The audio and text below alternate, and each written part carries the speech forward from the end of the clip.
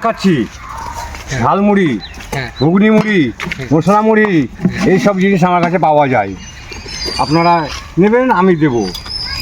তোমার নাম কি? আমার নাম তেজস সরকার। তো তোমাকে কোথায় পাওয়া যাবে?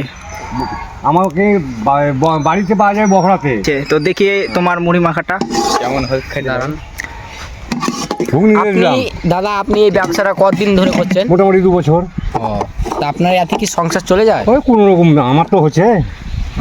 দুটো খেয়ে হ্যাঁ, ছেলে পিলে ভেবে কি হবে, ছেলে পিলে এখন নিজে নিজে।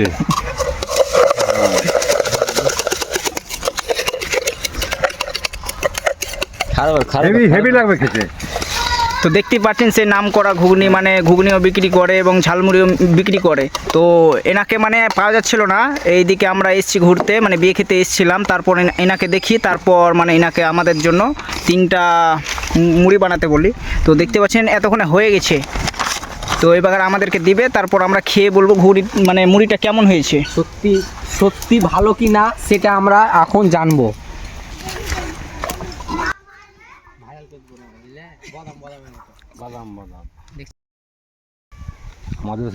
তো আমাদের এখানে আলমগীর দা খেয়ে দেখাবে মুড়িটা কেমন হয়েছে। খুব সুস্বাদু ভাই, সুস্বাদু একদম। এত খাইতে মানে মানে ভুলে বুঝাতে পারছি না আপনাদেরকে, এত খেতে ভালো হতো। এই দাদার কাছে আসবেন মুড়ি খেতে, অনেক সুন্দর এবং